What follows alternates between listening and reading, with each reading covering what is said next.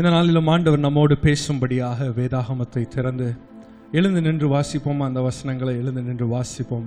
எடுத்துக்கொள்ளுங்க, வேதாகமத்தை எடுத்துக்கொள்ளுங்க. ஹல்லேலூயா, பிரைஸ் தி லார்ட். 23வது சங்கீதத்தை எடுத்துக்கொள்வோம். 23வது சங்கீதம், சங்கீதம் 23 5வது வசனம் 6வது வசனத்தை வாசிப்போம். என் சத்துருக்களுக்கு முன்பாக நீர் எனக்கு ஒரு பந்தியை ஆயத்தப்படுத்தி என் தலையை எண்ணெயால் அபிஷேகம் பண்ணுகிறீர். என் பாத்திரம் நிரம்பி வழிகிறது. என் ஜீவனுள்ள நாளெல்லாம் நன்மையும் கிருபையும் என்னை தொடரும். நான் கர்த்தருடைய வீட்டிலே நீடித்த நாட்களாய் நிலைத்திருப்பேன். ஒரு விஷயம் கூட வாசிப்போம். என் சத்துருக்களுக்கு முன்பாக நீர் எனக்கு ஒரு பந்தியை ஆயத்தப்படுத்தி என் தலையை எண்ணெயால் அபிஷேகம் பண்ணுகிறீர். என் பாத்திரம் நிரம்பி வழிகிறது. என் ஜீவனுள்ள நாளெல்லாம் நன்மையும் கிருபையும் என்னை தொடரும். நான் கர்த்தருடைய வீட்டிலே நீடித்த நாட்களாய் நிலைத்திருப்பேன். பைபிளை மூடி அப்படியே பின்னாடி வச்சுட்டு ஒரு 2 நிமிஷம் ஆண்டவரை ஆராதிக்க போகிறோம். ஒரு 2 நிமிடம் மாத்திரம் ஆண்டவரை ஆராதிப்போம். ஹல்லேலூயா. ஆண்டவரை நோக்கி பார்த்து, ஆண்டவரே, எல்லா நாமத்திற்கும் மேலான நாமத்தை உடைய உம்மை நாங்கள் இந்த வேளையில் நாங்கள் அழைக்கிறோம். ஆண்டவரே சொல்லுங்க, ஆண்டவரே உம்மை உயர்த்தும்படியாக, ஆண்டவரை உம்மை உயர்த்தும்படியாக, ஆண்டவரே உம்முடைய நாமத்தை சொல்லி உம்முடைய நாமம் தரிக்கப்பட்ட உம்முடைய பிள்ளைகளாக நாங்கள் இங்க கூடி வந்திருக்கிறோம். ஆண்டவரே, எல்லா நாமத்திற்கும் மேலான நாமத்தை உடைய நீர், ஆண்டவரே, உமக்கு முன்பாக எல்லா முழங்கால்களும் முடங்கட்டும். ஆண்டவரே, எல்லா நாவுகளும் அறிக்கை செய்யட்டும், இயேசுவே ஆண்டவர் என்று, இயேசுவே இரட்சகர் என்று, இயேசுவே மீட்பர் என்று நாவுகள் யாவும் அறிக்கை பண்ணட்டும். ஆண்டவரே, அதற்கு எங்களை எடுத்து பயன்படுத்துங்கப்பா. சொல்லி ஜெபிங்க. ஹல்லேலூயா. ஓ ராபாலா ஷேனானா ஹதராதி அன்சாராபா, எங்களுக்கு என்று ஒரு பந்தியை நீர் ஆயத்தப்படுத்தி இருக்கிறீங்க. ஆண்டவரே, ஹல்லேலூயா. அதை நாங்கள் அனுபவிக்க வேண்டும் என்றால், ஆண்டவரே, உம்முடைய நாமத்தை சொல்லி நாங்கள் வருகிறோம். ஆண்டவரே, ராஜாவின் பிள்ளைகளாக, ஓ ஜெய கம்பீரத்தோடு, ஓ எக்கால சத்தத்தோடு, ஆண்டவரே, நாங்கள் வருகிறோம். ஆண்டவரே, எங்களுடைய நாவினால உம்மை அறிக்கை செய்கிறோம். ஓ ஜெய கம்பீரத்தின் சத்தம் உண்டாகட்டும், ஜெய கம்பீரத்தின் சத்தம் உண்டாகட்டும். ஹல்லேலூயா, ஹல்லேலூயா, ஹல்லேலூயா. பரிசுத்தரே, பரிசுத்தரே, நீர் ஒருவரே பரிசுத்தரே. பாத்திரரே, பாத்திரரே, எல்லா மகிமைக்கும் பாத்திரரே. பரிசுத்தரே, பரிசுத்தரே, நீ ஒருவரே பரிசுத்தரே. பாத்திரரே, பாத்திரரே, எல்லா மகிமைக்கும் பாத்திரரே. உம் நாமம் உயர்த்திடுவோம்,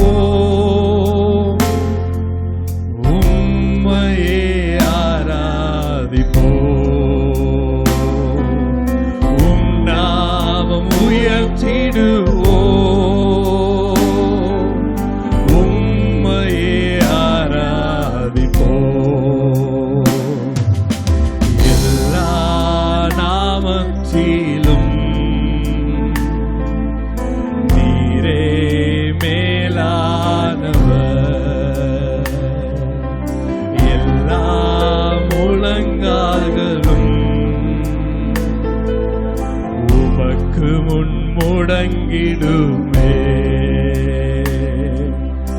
எல்லா நாவுகளும் இயேசுவே கர்த்தர் என்று, எல்லா நாவுகளும் இயேசுவே கர்த்தர் என்று அறிக்கை செய்திடுமே. ஆராதித்திடுவே,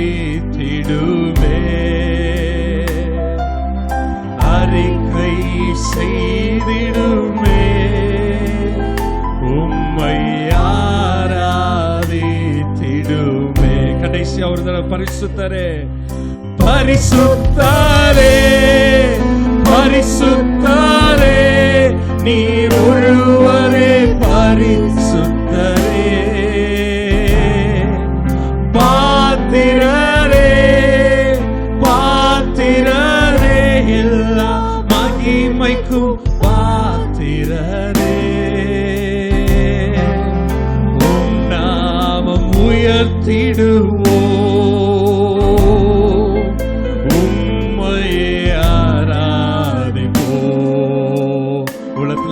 சொல்லுங்க, நாமம் உயர்த்திடுவோம்,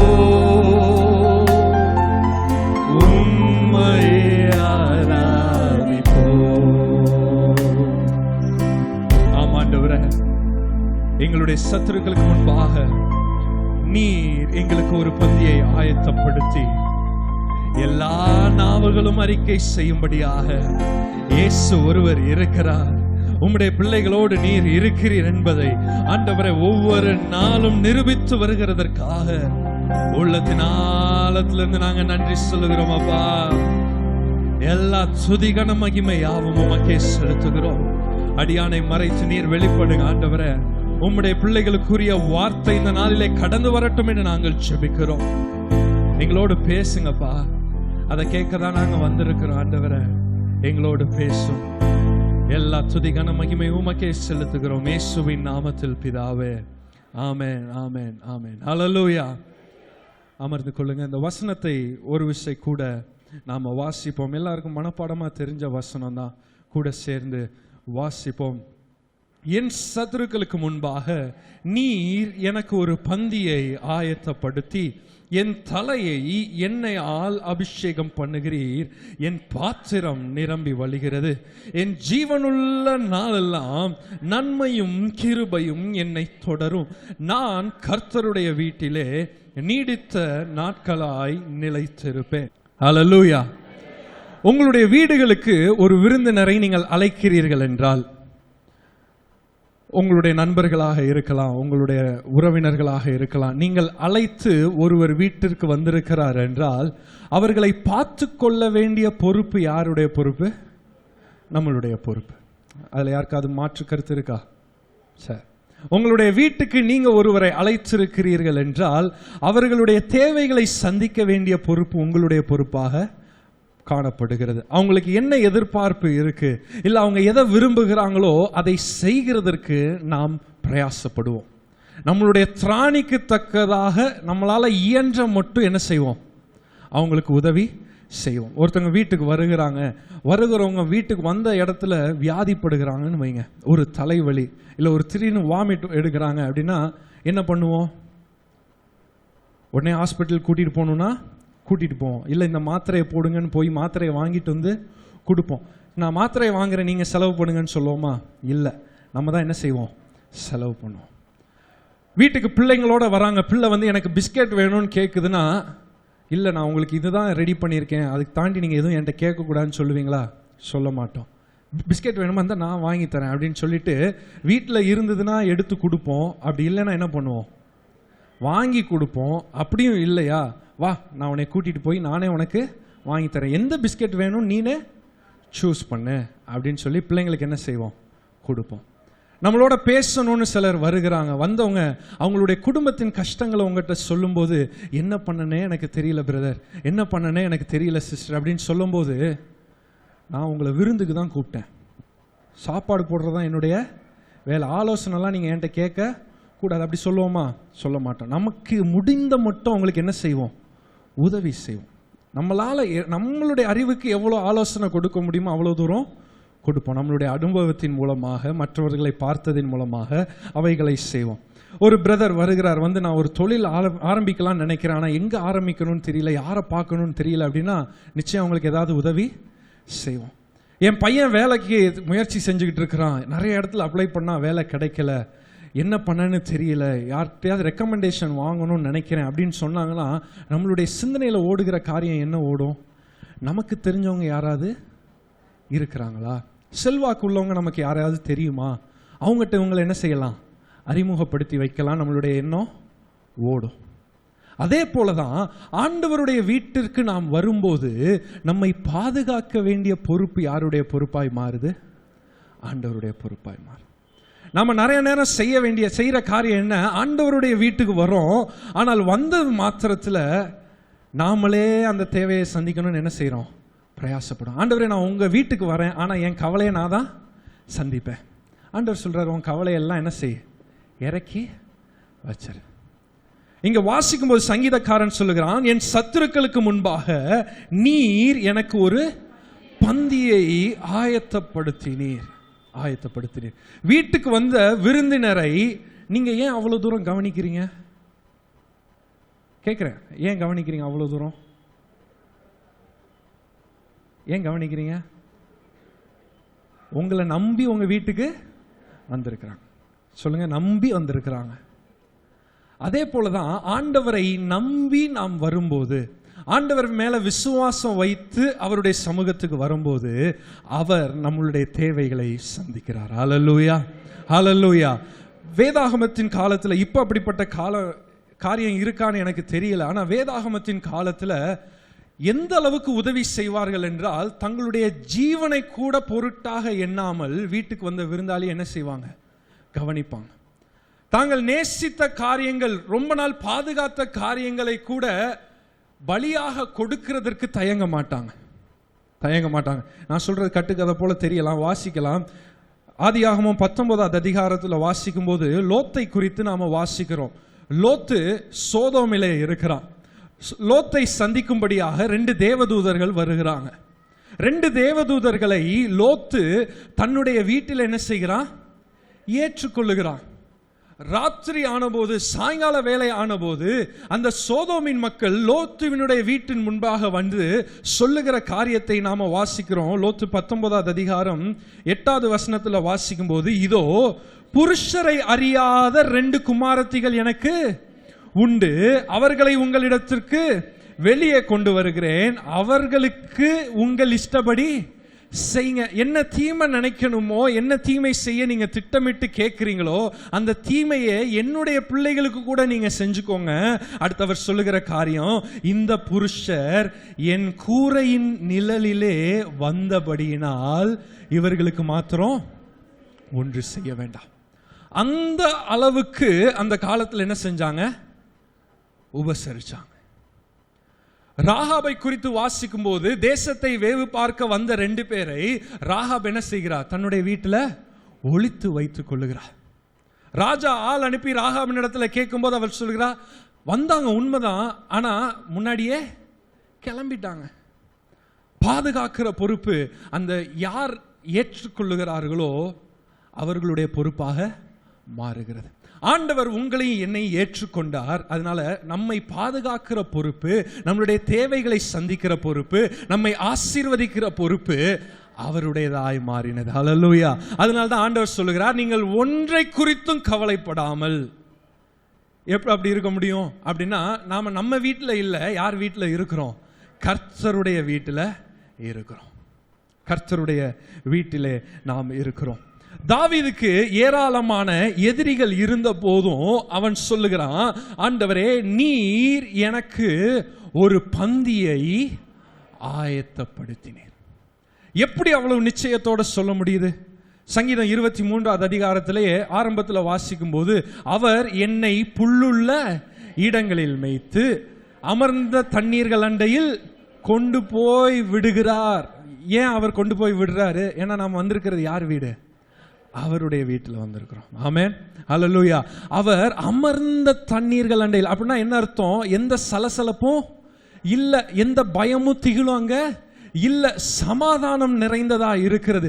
இத்தனை சத்துருக்கள் அவனை சுற்றி சூழ்ந்திருந்தும் அவனுக்குள்ளாக சமாதானம் காணப்படுகிறது. ஏன் அப்படின்னா அவனை பாதுகாக்க வேண்டியது கர்த்தருடைய பொறுப்பாக மாறிவிட்டது.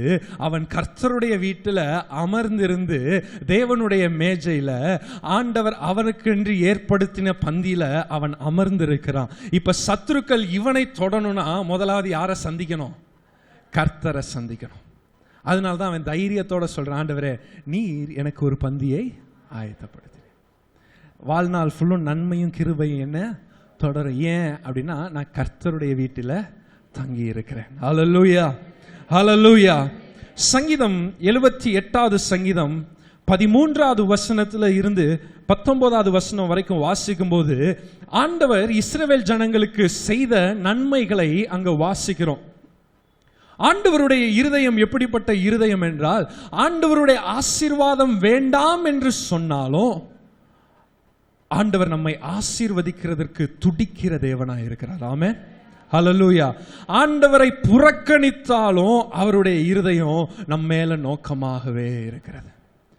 ஆண்டவர் நமக்கென்று ஏற்படுத்தி வைத்த பந்தியை நாம் வேண்டாம் என்று சொன்னாலும் அவர் பந்தியை ஏற்படுத்தி என் மகன் வருவான், என் மகள் வருவா என்று ஆண்டவர் காத்திருக்கிறவராகவே காணப்படுகிறார். 78வது சங்கீதத்துல அந்த வசனங்களை வாசிங்க. 13வது வசனத்துல இருந்து வாசிங்க. கடலை பிளந்து அவர்களை கடக்க பண்ணி ஜலத்தை குவியலாக நிற்கும்படி செய்தார். பகலிலே மேகத்தினாலும் ராமுழுதும் அக்கினி வெளிச்சத்தினாலும் அவர்களை வழிநடத்தினார். வனாந்தரத்திலே கண்மலையை பிளந்து மகா ஆழங்களிலிருந்து தண்ணீரை வரவழைத்தார். அவர்களுக்கு குடிக்க கொடுத்தார். கண்மலையிலிருந்து நீரோட்டங்களை புறப்பட பண்ணி தண்ணீரை நதி போல ஓடி வரும்படி செய்தார். களிப்போட ஓடி வரும்படி செய்தார். என்றாலும் இங்கதான் முக்கியம், இவ்வளவு நன்மைகளை ஆண்டவர் செஞ்சிருந்தோம், கண்ணின் மணி போல இவ்வளவு தூரம் ஆண்டவர் பாதுகாத்திருந்தோம், கண்ணால இத்தனை அற்புதங்களை பார்த்திருந்தோம், இஸ்ரவேல் ஜனங்கள் செய்த காரியம் என்ன என்றாலும் அவர்கள் பின்னும் அவருக்கு விரோதமாய் பாவம் செய்து வறண்ட வெளியிலே உன்னதமானவருக்கு கோபம் மூட்டினார்கள். தங்கள் இச்சைக்கு ஏற்ற போஜனத்தை கேட்டு தங்கள் இருதயத்தில் தேவனை பரீட்சை பார்த்தார்கள். ஆண்டவர் உங்களுக்கும் எனக்கும் ஒரு பந்தியை ஆண்டவர் ஏற்படுத்தி இருக்கிறார். எல்லாருக்கும் ஒரே பந்தியெல்லாம் கிடையாது. உங்களுக்கென்று ஆண்டவர் ஒரு விசேஷித்த பந்தியை ஏற்படுத்தி இருக்கிறார். உங்களுக்கென்று ஒரு விசேஷித்த ஆசீர்வாதத்தை ஆண்டவர் வைத்திருக்கிறார். உங்களுடைய வாழ்க்கைக்கென்று ஒரு விசேஷித்த நன்மையை ஆண்டவர் ஏற்படுத்தி வைத்திருக்கிறார். இவ்வளவு விசேஷமான போஜனம் இருந்தோம், ஆண்டவர் ஒரு பந்தியை ஏற்படுத்தி இருந்தோம், இஸ்ரவேல் ஜனங்கள் கேட்டது என்ன? தங்கள் இச்சைக்கு ஏற்ற போஜனத்தை கேட்டாங்க. ஆண்டவர் ஸ்பெஷல் ஐட்டம் வச்சிருக்கும் போது அவங்க அந்த ஸ்பெஷல் ஐட்டம் ஆண்டவருடைய பார்வையில எது ஸ்பெஷலோ அதை விரும்பாமல் தங்கள் இச்சைக்கு ஏற்ற போஜனத்தையே கேட்டாங்க. ஆண்டவர் எத்தனை அற்புதம் செஞ்சிருந்தாலும் ஆண்டவரை தேடும்போது, ஆண்டவரே என் வாழ்க்கைக்கு என்ன வேணும்னு எனக்கு தெரியும், எனக்கு வாழ்க்கைக்கு இதுதான் வேணும், எனக்கு இதுதான் நீங்கள் தரணும்னு நாம் அடம் பிடிச்சி கேட்போம்னா நம்முடைய இச்சைக்கு ஏற்ற போஜனத்தை நாம் என்ன செய்கிறோம்? கேட்கிறோம். ஆமென். ஏன் சித்தம் அல்ல ஆண்டவரே, உம்முடைய சித்தத்தின்படி நீங்கள் செய்யுங்க அப்படின்னா விசேஷித்த ஆகாரம் வைக்கப்பட்டிருக்கும். ஆமென், ஹல்லேலூயா. இங்க வாசிக்கிறோம், இஸ்ரவேல் ஜனங்கள் செய்த காரியம் என்ன? தங்கள் இச்சைக்கு ஏற்ற போஜனத்தை கேட்டு தங்கள் இருதயத்தில் தேவனை பரீட்சை பார்த்தார்கள். எப்படி பரீட்சை பார்த்தாங்க? ஆண்டவரே நீங்க இதெல்லாம் செய்யறேன்னு சொன்னீங்க, ஓகே, இதெல்லாம் செஞ்சிருக்கிறீங்க, ஓகே, ஆனா நான் கேட்கறதெல்லாம் செய்வேன்னு சொன்னீங்கல்ல, இப்ப நான் கேட்கிறேன், எனக்கு இது வேணும் அப்படின்னு மாம்சீகமாக இச்சையினால வருகிற அந்த போஜனத்தை கேட்போம் என்றால் ஆண்டவர் என்ன செய்கிறோம்? பரீட்சை பார்க்கிறோம். நீங்க இதெல்லாம் செய்யறேன்னு சொன்னது ஓகே தான் ஆண்டவரே, ஆனா நீங்க இன்னொன்னு சொல்லியிருக்கிறீங்க, எதை கேட்குறீங்களோ தருவேன்னு சொல்லியிருக்கிறீங்கல்ல, அப்ப என்னுடைய இச்சை, என்னுடைய மாம்சம் இதை கேட்கிறது, அதை தருவீரா அப்படின்னு கேட்போம்னா நாம என்ன செய்கிறோம்? ஆண்டவரை பரீட்சை பார்க்கிறோம். அடுத்த வசனம் இப்படியாக வாசிக்கிறோம், அவர்கள் தேவனுக்கு விரோதமாய் பேசி தேவன் வனாந்தரத்திலே போஜன பந்தியை ஆயத்தப்படுத்த கூடுமோ? ஆண்டவர் மன்னாவை கொடுத்திருக்கிறார். அவங்களுக்கே அது என்னன்னு புரியல. அதனால தான் கேட்குறாங்க, இது என்ன அப்படின்னு கேட்கறதுனால தான் அதோடைய பேர் என்னவா மாறுச்சு? மன்னாவாய் மாறினது. ஆண்டவர் இப்படி ஒரு விசேஷித்த ஒரு ஆகாரத்தை கொடுத்திருந்தோம். அவங்களுடைய மனதில் எகிப்தில் நாங்களாம் எப்படி சாப்பிட்டோம் தெரியுமா அப்படின்னு இச்சைக்கு ஏற்ற போஜனத்தையே அவர்கள் நாடி தேடினார்கள். ஆண்டவர் அவர்களுக்கென்று ஏற்படுத்தின பந்தியை அவர்கள் அசட்டை பண்ணினார்கள். ஆமென், ஹல்லேலூயா. ஏசாயா 25வது அதிகாரம் 6வது வசனத்தை வாசிப்போம். சேனைகளின் கர்த்தர் இந்த மலையிலே சகல ஜனங்களுக்கும் ஒரு விருந்தை ஆயத்தப்படுத்துவார். ஆண்டவர் தம்முடைய ஜனத்திற்கு விருந்தை ஆயத்தப்படுத்துவது தான் அவருக்கு பிரியம். சும்மா ஏனோ தானோன்னு கொடுத்து ஏதோ தட்டி கழிச்சு விடுறதுக்கு ஆண்டவர் விரும்புகிற தேவன் அல்ல. ஆண்டவர் ஏற்படுத்துகிறது எல்லாம் நம்மளுடைய வாழ்க்கையில விருந்தாகவே காணப்படுகிறது. ஆமென், ஹல்லேலூயா. இஸ்ரவேல் ஜனங்கள் ஆண்டவருக்கு விரோதமாக பேசியிருந்தாலும், ஆண்டவர் வனாந்தரத்தில் ஒரு போஜன பந்தியை ஏற்படுத்த முடியுமா என்று ஆண்டவரை கேலி பண்ணி கேட்டிருந்தாலும், ஆண்டவருடைய இருதயம் அவர்களை போஷித்தார். ஆமென், அவர்களை போஷித்தார். ஆண்டவர் எங்கேயும் அவங்கள பட்டினியாகவே விடல. கேட்டதை பார்க்கலாம் அதிகமாக தான் கொடுத்தார். கேட்டதை பார்க்கலாம் அதிகமாக தான் கொடுத்தார். ஆண்டவர் பாருங்க, இங்க ஏசாயால வாசிக்கும் போது, சேனைகளின் கர்த்தர் இந்த மலையிலே சகல ஜனங்களுக்கும் ஒரு விருந்தை ஆயத்தப்படுத்துவார். ஆண்டவர் பார்ஷியாலிட்டி பார்க்கிற தேவன் அல்ல. சிலரை மாத்திரம் ஆசீர்வதித்து சிலரை ஆசீர்வதிக்காம விடுகிற தேவன் அல்ல. சகல ஜனத்திற்கும் விருந்தை ஆயத்தப்படுத்துகிற தேவனை நீங்களும் நானும் ஆராதித்துக் கொண்டிருக்கிறோம். லூக்கா 13வது அதிகாரம் 29 வாசிக்கும் போது, கிழக்கிலும் மேற்கிலும் வடக்கிலும் தெற்கிலும் இருந்து ஜனங்கள் வந்து தேவனுடைய ராஜ்யத்தில் பந்தி இருப்பார்கள் என்று வாசிக்கிறோம். எல்லா திசையில் இருந்தும் தேவனுடைய ஜனங்கள் வந்து தேவனுடைய ராஜ்யத்தில் பந்தி இருப்பார்கள் என்று அங்க வாசிக்கிறோம். அப்ப இந்த அழைப்பு ஒரு குறிப்பிட்ட ஜனத்திற்கு கொடுக்கப்படுகிற அழைப்பு இல்லை, சகல ஜனத்திற்கும் கொடுக்கப்பட்ட அழைப்பாகவே இருக்கிறது. எந்த அழைப்பு? தேவன் அவர்களுக்கென்று ஏற்படுத்தின பந்தியில அவர்கள் வந்து அமரும்படியாக ஆண்டவர் எல்லாருக்கும் அழைப்பை கொடுக்கிறார். ஆண்டவர் அவங்கள தான் அழைச்சிருக்கிறார், ஆண்டவர் அவங்கள தான் அழைச்சிருக்கிறார் இல்லை, ஆண்டவர் எல்லாருக்கும் விசேஷித்த ஒரு போஜன பந்தியை ஆண்டவர் ஏற்படுத்தி இருக்கிறார். ஏற்படுத்தினது மாத்திரமல்ல, எல்லாரையும் ஆண்டவர் என்ன செய்கிறார்? அழைக்கிறார். ஹல்லேலூயா, ஹல்லேலூயா. வெளிப்படுத்தல் 3வது அதிகாரம் 20வது வசனத்தை வாசிப்போம். வெளிப்படுத்தின விசேஷம் 3வது அதிகாரம் 20வது வசனம். இதோ வாசற்படியிலே நின்று தட்டுகிறேன், ஒருவன் என் சத்தத்தை கேட்டு கதவை திறந்தால் அவனிடத்தில் நான் பிரவேசித்து அவனோடே போஜனம் பண்ணுவேன், அவனும் என்னோடே போஜனம் பண்ணுவான். ஆண்டவர் சொல்லுகிற காரியம் என்ன? இதோ வாசற்படியில் நின்று கதவை தட்டுகிறேன். ஆண்டவர் யாருடைய வாழ்க்கையிலும் அழைக்கப்படாத விருந்தினராக வரமாட்டார். ஆமென். ஆண்டவர் பொறுமையோட வாசல்ல இருந்து என்னதான் செய்வார்? கதவை தட்டதான் செய்வார். அவரை ஏற்றுக்கொள்ளுகிறதும் ஏற்றுக்கொள்ளாததும் யாருடைய பொறுப்பு? உங்களுடைய பொறுப்பு, என்னுடைய பொறுப்பு. ஆமென்.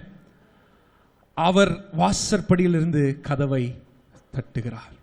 அடுத்த ஆண்டவர் சொல்லுகிற காரியம் என்ன? ஒருவன் என் சத்தத்தை கேட்டு அவன் கதவை திறந்தா ஆண்டவர் என்ன செய்கிறாராம்? அவனிடத்தில் நான் பிரவேசித்து. ஆண்டவர் வரும்போது அழைக்கப்பட்ட விருந்தினராக தான் வருவார். எப்படி சொல்லுங்க? விருந்தினராக தான் வருவார். கானாவூர் கல்யாணத்தில் ஆண்டவர் இயேசுவும் அவருடைய சீஷர்களும் அழைக்கப்பட்டிருந்தார்கள். ஆனா ஆண்டவர் பாருங்க, அழைக்கப்பட்ட விருந்தினராகவே உங்களுடைய வாழ்க்கையில இருக்க விரும்ப மாட்டார். பக்கத்தில் உள்ளவங்களை பார்த்து சொல்லுங்க, அழைக்கப்பட்ட விருந்தினராகவே இருக்கணும்னு ஆண்டவர் விரும்ப மாட்டார். வரும்போது விருந்தினராக வருவார். ஆனால் நாட்கள் செல்ல செல்ல நம்மை முழுவதுமாக ஆண்டவருக்கு ஒப்பு கொடுக்கும் போது அவர் அந்த இடத்தின் எஜமானனாக மாற விரும்புகிறார். ஹல்லேலூயா. ஆண்டவரை நாம் ஏற்றுக்கொள்ளும் போது அவரை அழைத்தோம், ஆண்டவரே என் இருதயத்தில் வாங்க, என் வாழ்க்கையில வாங்க, என் பாவத்தை கழுவுங்க என்று சொல்லும்போது ஆண்டவர் வருகிறார். ஆனால் அழைக்கப்பட்ட விருந்தினராகவே தொடர்ந்து வாழணும்னு நினைச்சோன்னா ஆண்டவர் உங்களுக்கு என்று வைத்திருக்கிற ஆசீர்வாதத்தை நீங்க சுதந்திரிக்கவே முடியாது. கானா ஒரு கல்யாணத்துல இயேசுவையும் அவருடைய சீஷர்களையும் அழைத்திருந்தாங்க.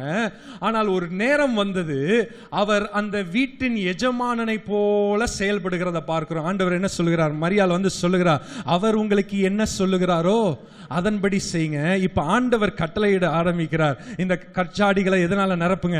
தண்ணீரால நிரப்புங்க. இப்ப எஜமான் செய்ய வேண்டிய காரியத்தை ஆண்டவர் செய்கிறார். அப்ப என்ன அர்த்தம்? அவர் இனிமே விருந்தினர் மாத்திரம் அல்ல, அவரிடத்துல முழு பொறுப்பையும் ஒப்படைக்கும் போது ஆண்டவர் அந்த வீட்டின் எஜமானனாக மாறுகிறார். ஹல்லேலூயா.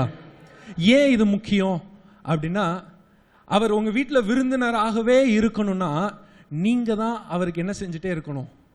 பந்தியை ஏற்படுத்தணும். ஆமென். ஆண்டவர் உங்களுக்குன்னு வைத்திருக்கிற ஆசீர்வாதங்கள் எப்போ உங்களுக்கு வரும்? ஆண்டவர் உங்களுக்கென்று ஏற்படுத்தின பந்தியை நீங்க எப்போ ருசித்து பார்ப்பீர்கள் என்றால் அவர் அந்த வீட்டின் எஜமானனாக மாற வேண்டும். ஆமென். ஹல்லேலூயா. வீட்டுக்கு விருந்தினர் வந்தாங்கன்னா ஹாலில் உட்காந்துருப்பாங்க, சாப்பிட்றது கூப்பிட்டா டைனிங் ஹால் வருவாங்க. என்னைக்காவது கிச்சன் பக்கம் வந்திருப்பாங்களா? ஆனால் எப்போ வருவாங்க? வந்த இடத்துல நமக்கு ஒரு சோர்வு உண்டாகுதுன்னு வைங்க, நீங்கள் உட்காருங்க, நான் செஞ்சு தரேன்.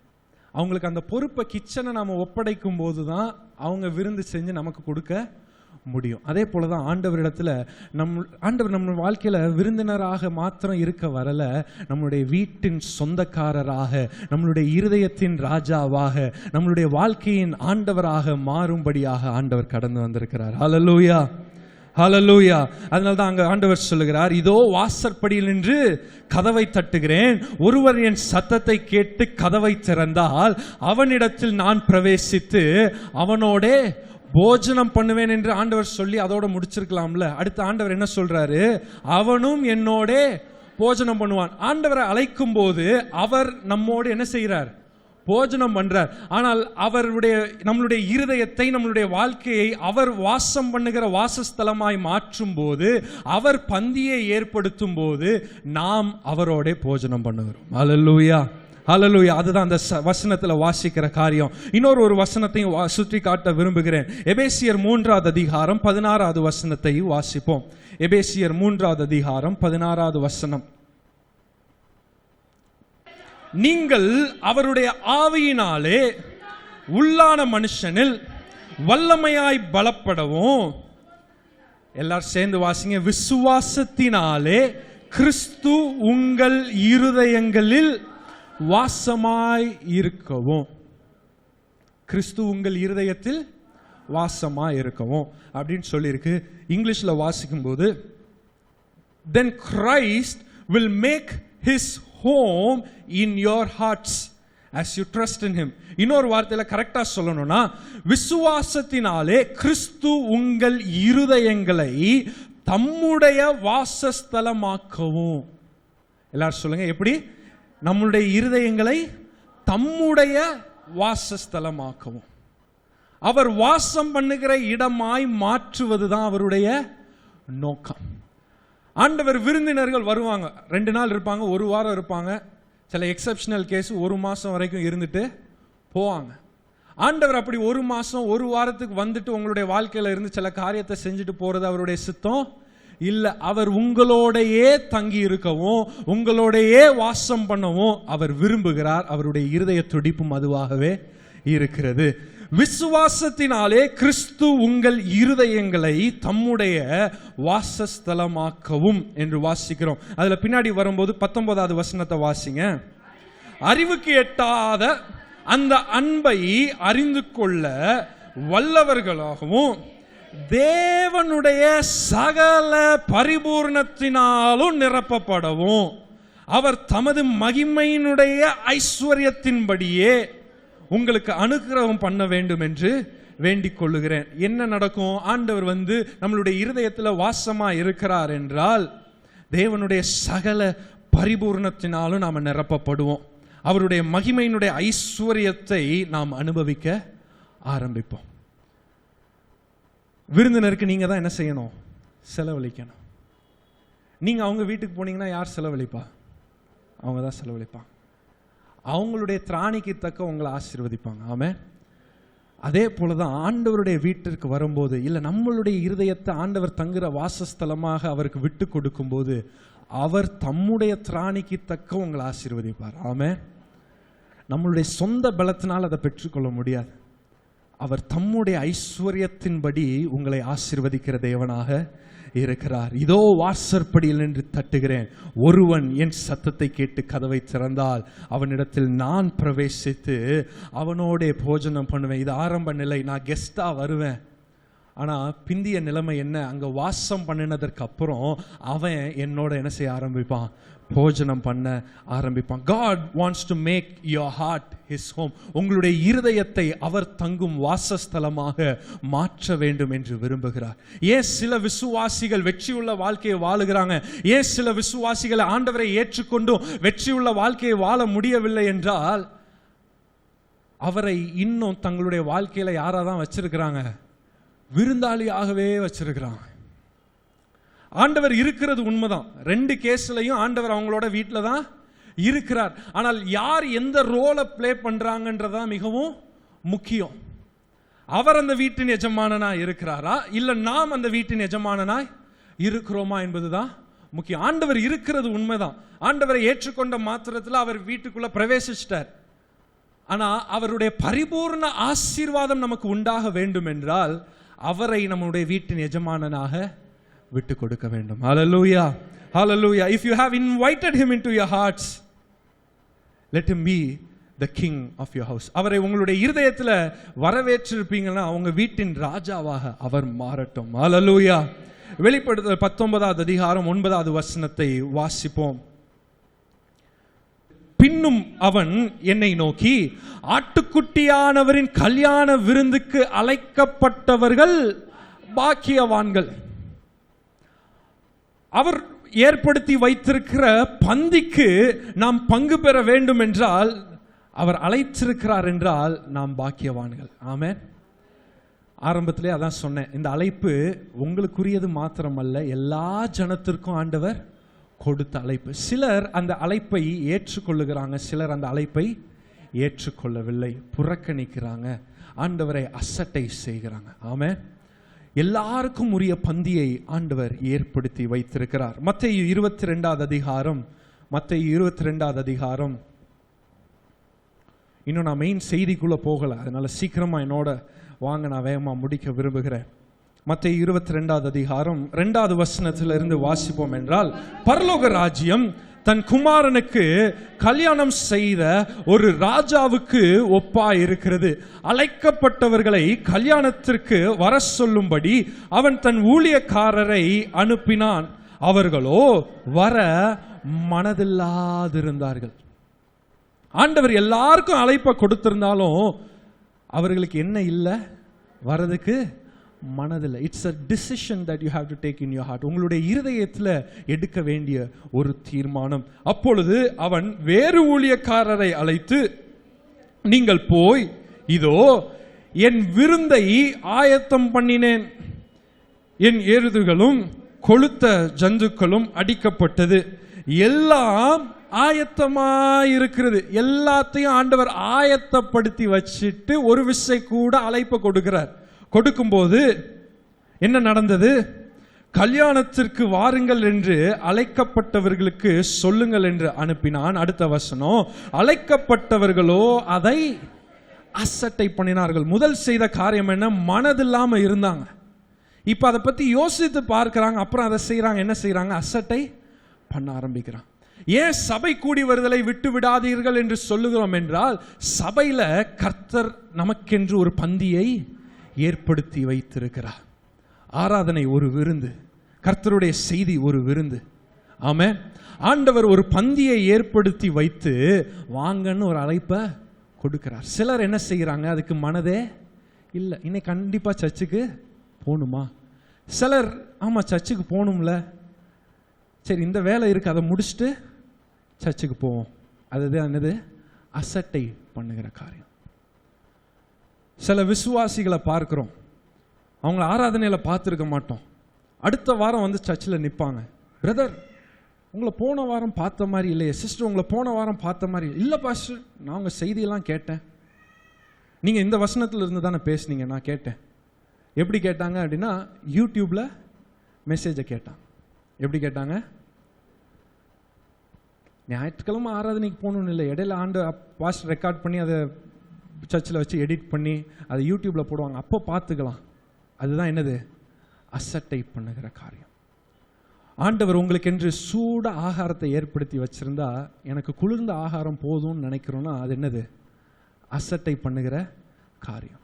தேவனை தேடுவதில் நாம் கவனம் செலுத்த வேண்டும். ஆமென். அவர் நமக்கென்று ஒரு விருந்தை ஏற்படுத்தி அழைக்கிறார். ஆனால் ஜனங்கள் செய்த காரியம் மனதில்லாதிருந்தார்கள், அசட்டை பண்ணினார்கள். வேற என்ன செஞ்சாங்க? ஒருவன் தன் வயலுக்கும் ஒருவன் தன் வியாபாரத்துக்கும் போய்விட்டான். எனக்கு வேலை இருக்குங்க, பாஸ்டருக்கு வேற வேலை இல்லை, அதனால அவர் ஒவ்வொரு ஞாயிற்றுக்கிழமையும் சர்ச்சுக்கு வருவார். நமக்கு வேற வேலை இருக்கு. அவன் செஞ்ச காரியம் என்ன? ஒருவன் தன் வயலுக்கும் இன்னொருத்தன் வியாபாரத்துக்கும் போய்விட்டான்.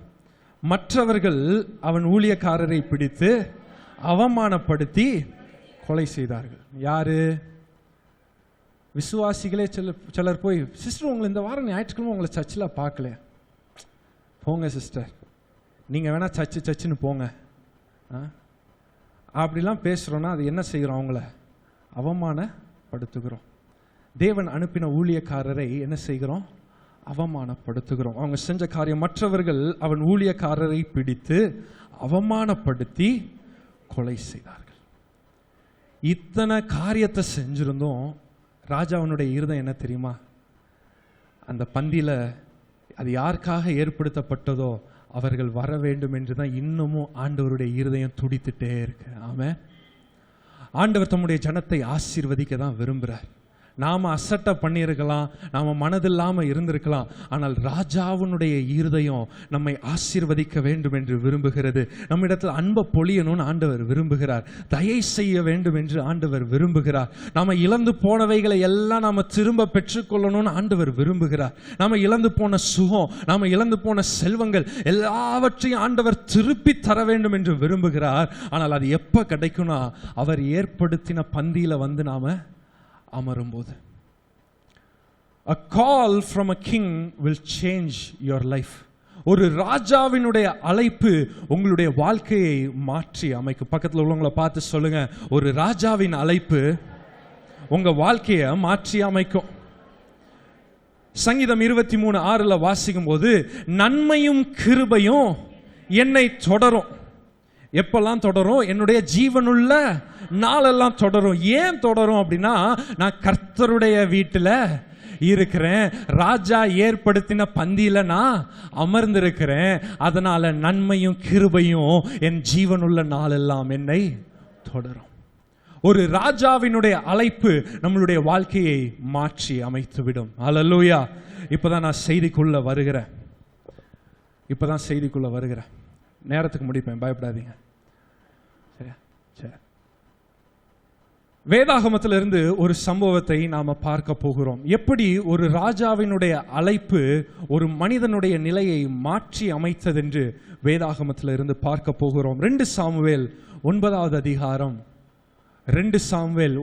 அதிகாரம் 3வது வசனத்தை வாசிப்போம். அப்பொழுது ராஜா, தேவன் நிமித்தம் நான் சவுல் குடும்பத்தாருக்கு தயை செய்யும்படி அவன் வீட்டாரில் யாதொருவன் இன்னும் மீதியாய் இருக்கிறானா என்று கேட்டதற்கு சீபா ராஜாவை பார்த்து, இன்னும் யோனத்தானுக்கு 2 கால்களும் முடமான ஒரு குமாரன் இருக்கிறான் என்றான். எந்த ராஜா சொல்றாரு? தாவீது ராஜா சொல்றார். சங்கீதம் 23 எழுதினது யாரு? தாவீது ராஜா எழுதுறார். ஆண்டவரை அனுபவித்தான். ஆண்டவர் அவனுக்கென்று ஏற்படுத்தி வைத்த பந்தியை அனுபவித்த தாவீது இப்போது தான் பெற்ற அந்த சந்தோஷத்தை, அந்த அனுபவத்தை ஒருவனுக்கு கொடுக்கிறத பார்க்கிறோம். இந்த சவுல் யாரு? தாவீதை கொலை செய்ய வேண்டும் என்று சுற்றி திரிந்தவன், வெறியோட திரிஞ்சான். இந்த தாவீதை எப்படியாவது கொலை செஞ்சிடணும். அந்த புஸ்தகங்களை வாசிக்கும் போது நான் நினைச்சு பார்ப்பேன், ராஜாவுக்கு வேற வேலையே இல்லை. சவுல் பாருங்க, எங்கெல்லாம் தாவீது போறானோ அவனையே தேடி பின்னாடியே வந்துட்டு, ஒரு ராஜானா எவ்வளோ வேலை இருக்கும். அப்ப எவ்வளவு வெறியா தாவீதை கொலை செய்யணும்னு அவன் தேடித்திருந்தான். அப்படி தாவீதுக்கு எதிராளியான, தாவீதை கொலை செய்ய வேண்டும் என்று வகை தேடின சவுலுடைய குடும்பத்துக்கு நன்மையை செய்ய வேண்டும் என்று யார் விரும்புறா? தாவீது ராஜா விரும்புறார். சொல்லுகிற காரியம், தேவனின் நிமித்தம் நான் சவுலின் குடும்பத்தாருக்கு தயை செய்யும்படி அவன் வீட்டாரில் யாராவது இருக்கிறாங்களா? தேவனின் நிமித்தம் நான் என்ன செய்யணும்? தயை செய்ய வேண்டும். அந்த குடும்பத்தினால இவனுக்கு வந்த பிரச்சனைகள் தான் ஏராளம். ஒரு வீட்டில் அவனால் இருக்க முடியல, எப்பவும் பயந்துகிட்டே ஓட வேண்டிய சூழ்நிலை. அப்படி இருந்தும் அவனுடைய இருதயம் என்ன? அந்த குடும்பத்துக்கு நான் என்ன செய்யணும்? தயை செய்ய வேண்டும். ஏன்? முதலாவது வசனத்தை வாசிங்க. யோனத்தானின் நிமித்தம். சொல்லுங்க, பக்கத்தில் உள்ளவங்களை பார்த்து சொல்லுங்க, யோனத்தானின் நிமித்தம். தேவனின் நிமித்தம் ஒரு காரியம், ரெண்டாவது யோனத்தானின் நிமித்தம். யோனத்தான் சவுலினுடைய கையில் இருந்து தாவீதை பாதுகாத்தான். யோனத்தான் தாவீதை சவுலினுடைய கையில் இருந்து பாதுகாத்தான். இப்ப தாவீது, நான் யோனத்தானுக்கு நான் திரும்ப என்ன செய்யணும்? தயை செய்ய வேண்டும். ஆனால் என்ன பிரச்சனை? யோனத்தான் அங்க உயிரோட இல்ல, சவுலும் உயிரோட இல்ல. இப்ப தாவீது நினைக்கிறான், அவங்க ரெண்டு பேர் இல்ல, அவங்களுடைய குடும்பத்தில் யாராகிலும் இருக்கிறாங்களா? நான் தயை செய்ய விரும்புகிறேன். நீங்களும் நானும் ஆண்டவருடைய பந்திக்கு அழைக்கப்பட்டிருக்கிறோம் என்றால் அது நம்மளுடைய நல்ல காரியத்தினால கிடையாது, நம்மகிட்ட நன்மை இருக்கிறதுனால கிடையாது. ஆபிரகாமுக்கு ஆண்டவர் வாக்குத்தத்தம் பண்ணினது நிமித்தம் நீங்களும் நானும் என்ன செய்யப்பட்டிருக்கிறோம்? ஆசீர்வதிக்கப்பட்டிருக்கிறோம். அல்லேலூயா. உன் சந்ததி ஆசீர்வதிக்கப்பட்டிருக்கும் அப்படின்னு ஆண்டவர் ஆபிரகாமுக்கு வாக்கு பண்ணியிருக்கிறார்ல, விசுவாசிகளின் தகப்பனாகிய ஆபிரகாமுக்கு வாக்கு பண்ணியிருக்கிறார்ல. இப்போ அதே விசுவாசத்தோடு நாம் ஆபிரகாமின் பிள்ளைகள், தேவனுடைய பிள்ளைகள் என்று நாம் வரும்போது அவருக்கு வாக்கு பண்ணின அந்த வாக்கு தத்தங்களை எல்லாம் ஆண்டவர் நம்மளுடைய வாழ்க்கையில் நிறைவேற்றுகிறார். ஆமென், ஹல்லேலூயா. ஆபிரகாமுக்கு பண்ணின வாக்கு தத்துவம் ஈசாக்குக்கும் அதே வாக்கு தத்துவம் கொடுக்கப்பட்டது. ஆமென். சந்ததி சந்ததியாக, தலைமுறை தலைமுறையாக அந்த வாக்கு தத்தம் நிறைவேறி வந்தது. இந்த காலை வேளையில வேதாகமத்தின் வாக்கு தத்தங்கள் எல்லாம் உங்களுடைய வாழ்க்கையிலும் என்னுடைய வாழ்க்கையிலும் நிறைவேறுகிறது. 100% உண்மை. ஹல்லேலூயா, ஹல்லேலூயா. இங்க வாசிக்கிறோம், தேவனின் நிமித்தம் நான் சவுலின் குடும்பத்தாருக்கு தயை செய்யும்படி அவன் வீட்டாரில் யாதொருவனும் இன்னும் மீதியா இருக்கிறானா என்று கேட்டதற்கு சீபா சொல்லுகிறது. சீபா யாரு அப்படின்னா சவுலினுடைய வேலையாள், சவுலினுடைய வேலைக்காரன், சவுலினுடைய வேலைக்காரன். அவனை அழைத்து கேட்கிறான், எப்பா உனக்கு தான் அந்த குடும்பத்தை பத்தி நல்லா தெரியும்ல, அந்த குடும்பத்தில் யாராவது மீதம் இருக்கிறாங்களா சொல்லுனும் போது சீபா சொல்லுகிற வார்த்தை மிகவும் முக்கியம். இன்னும் யோனத்தானுக்கு 2 கால்களும் முடமான ஒரு குமாரன் இருக்கிறான். கவனிங்க, அவன் பேரை சொல்லவே இல்லை. இந்த உலகம் நம்மை அறிமுகப்படுத்தும் போது பேரை சொல்லி அறிமுகப்படுத்துறதுக்கு முன்னாடி நம்மகிட்ட இருக்கிற குறைகளை சொல்லி தான் நம்மளை அறிமுகப்படுத்தும்.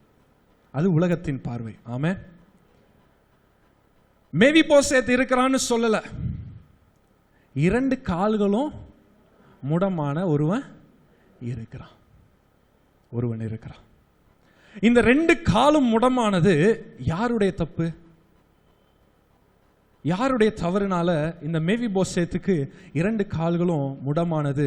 வாசிப்போம். 2 சாமுவேல் 4வது அதிகாரம் 4வது வசனம். 2 சாமுவேல் 4வது அதிகாரம். சவுலின் குமாரன் யோனத்தானுக்கு 2 கால்களும் முடமான ஒரு குமாரன் இருந்தான். சவுலும் யோனத்தானும் மடிந்த செய்தி இஸ்ரவேலிலிருந்து வருகிற போது அவன் 5 வயதுள்ளவனாய் இருந்தான். யாருக்கு 5 வயது? மேவிபோசேத்துக்கு 5 வயது. அப்பொழுது அவனுடைய தாதி அவனை எடுத்துக்கொண்டு ஓடி போனாள். அவள் ஓடி போகிற அவசரத்தில் அவன் விழுந்து முடவனானான். அவனுக்கு ஆமா, இவ்வளவு இன்ட்ரடக்ஷன் கொடுத்ததுக்கு அப்புறம் தான் கடைசி தான் என்ன வருது? பேர் வருது. ஆமென். இந்த முடவனான மேவிபோசேத் அவனுடைய தவறுனால அவன் முடவனாகவில்லை. யாருடைய தவறு? தாதியினால வந்த தவறு. அவன் ஏதோ ஒரு காரியத்தை செஞ்சு விழுந்து போகல. அவனை காப்பாற்றுகிற எண்ணத்துல உதவி செய்த ஒரு ஸ்திரீயினால அவன் விழுந்து என்னவானா? முடவனானா. நீங்களும் நானும் பிறப்பினாலே பாவம் உள்ளவர்களாய் பிறக்கிறோமே, அது நாம விழுந்ததுனால கிடையாது. ஒரு ஸ்திரீ ஏதேன் தோட்டத்தில் விழுந்தாள். ஒரு ஸ்திரீ பாவத்தில் விழுந்தா மனுக்குலம் முழுவதும் சபிக்கப்பட்டது. இங்க பார்க்கிறோம், இந்த மேவிபோசேத் அவனுடைய தவறுனால அவன் விழுகவில்லை. ஒரு ஸ்திரீ விழுந்ததுனால இவன் கீழே விழுகிறான். அவன் விழுந்ததுனால என்னவாகிறான்? முடவனாகிறான். இந்த வேளையில் உங்களை பார்த்து சொல்லுகிறேன், நீங்கள் செயல்பட முடியாமல் இருக்கிறீர்கள் என்றால், யாரோ ஒருவர் உங்களுக்கு உதவி செய்கிறேன்ற பேரில் உதவி செய்ய வந்து உங்களை சில சிக்கல்களில் சிக்க வைத்திருப்பார்கள் என்றால், ராஜா உங்களை தேடி வருகிறார். ஆமென். நீங்க சொல்லலாம், என்னுடைய காரியத்தினால இதை நான் செய்யலை பிரதர், எனக்கு இதில் விருப்பமே இல்லை, என்னுடைய அப்பா செஞ்ச தவறுனால நான் பாதிக்கப்பட்டிருக்கிறேன், எங்க அம்மா செஞ்ச தவறுனால நான் பாதிக்கப்பட்டிருக்கிறேன், என்னுடைய தாத்தா பாட்டி அவங்க செஞ்ச தவறுனால எங்க குடும்பத்தில் இப்படிப்பட்ட சாபம் வந்துருச்சு, இப்படிப்பட்ட நெருக்கடியில் நாங்க இருக்கிறோம். முடவன் என்றால் என்ன? எப்போ மற்றவங்களை சார்ந்து இருக்க வேண்டும், எங்க செல்லணும்னாலும் மற்றவர்களை சார்ந்தே இருக்க வேண்டும், எதை செய்யணும்னாலும் எது வேணும்னாலும் மற்றவர்களுடைய உதவியையே நாடி இருக்க வேண்டும். அந்த நிலையில தள்ளப்பட்டவன் அவனுடைய தவறுனால் அது தள்ளப்படவில்லை, யாரோ ஒருவர் உதவி செய்கிறேன்ற பேர்ல வந்து செஞ்ச தவறுனால அவன் முடவனானான். இந்த வேளையில ராஜா உங்களை தேடி வருகிறார். அல்லேலூயா. உங்களை மீட்பதற்காக ராஜா கடந்து வருகிறார். அல்லேலூயா. Hallelujah. The fall made him lame. கீழே விழுந்ததினால அவன் முடவனானான். நாம் பாவத்திற்குள்ளாக விழுந்ததினால நாம் அநேக பிரச்சனைகளை நம்மளுடைய வாழ்க்கையில சந்திக்கிறோம்.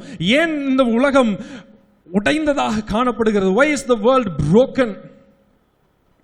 ஏன் இந்த உலகம் இப்படி காணப்படுகிறது? புரியல. ஏன் புரியல அப்படின்னா, அது இப்ப இருக்கிற ஜனங்கள் செய்த தவறினால் மாத்திரம் அல்ல, தலைமுறை தலைமுறையா யாரோ ஒருவர் செய்த தவறுனால இந்த முழு உலகமுமே பாதிக்கப்பட்டிருக்கிறது. ராஜா தேடி வருகிறார். The king is coming. அவன் முடவன் மாத்திரம் அல்ல. ஏன் இந்த மேவிபோசேத் இவ்வளவு நாள் தலைமறைவாய் இருக்கிறான் என்றால், அவன் முடவனாய் இருக்கிறதுனால மாத்திரமல்ல, இன்னொரு காரியமும் இருக்கிறது. 1 சாமுவேல் 15வது அதிகாரம் 26வது வசனத்தை வாசிப்போம். சாமுவேல் சவுலை பார்த்து, நான் உம்மோடே கூட திரும்பி வருவதில்லை, கர்த்தருடைய வார்த்தையை புறக்கணித்தீர். கர்த்தருடைய வார்த்தையை புறக்கணித்தீர். நீர் இஸ்ரவேலின் மேல் ராஜாவாய் இராதபடிக்கு கர்த்தர் உம்மையும் புறக்கணித்து தள்ளினார். இவன் முடவனாய் இருக்கிறதுனால மாத்திரம் அவன் தலைமறைவாய் இல்ல.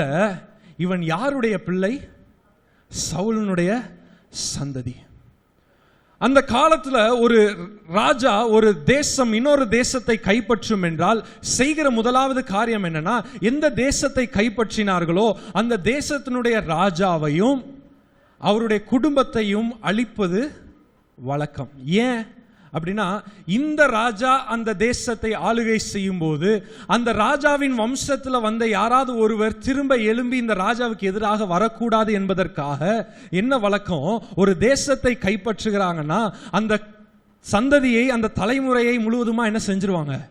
அழித்து விடுவாங்க. இப்ப அங்க பார்க்கிறோம், சவுல் இறந்து போய்விட்டான், யோனத்தான் இறந்து போய்விட்டான். காப்பாற்ற வேண்டும் என்று நினைத்த அந்த சாதி மேவிபோசேத்தை கீழே போட்டு அவன் முடவனானான்.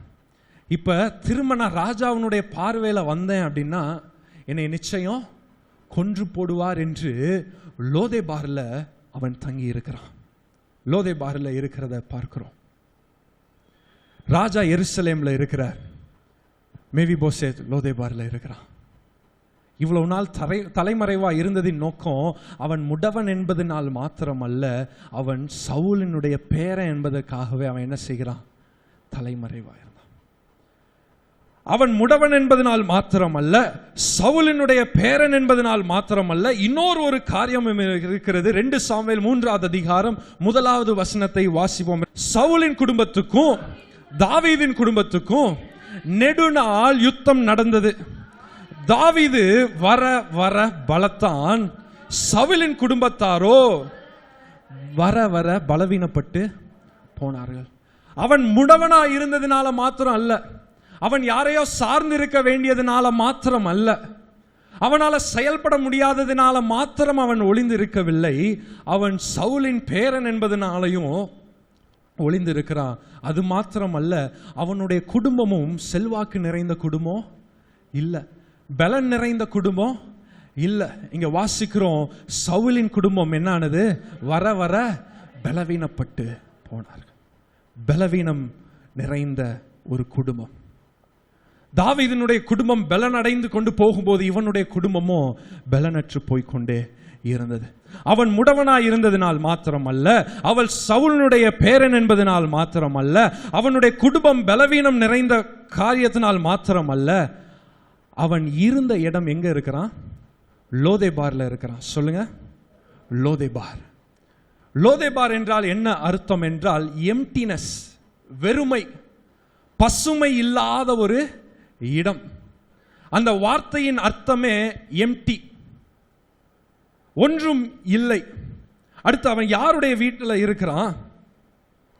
அங்க வாசிக்கும் போது 5வது வசனத்தை வாசிங்க. 2 சாமுவேல் 9:5.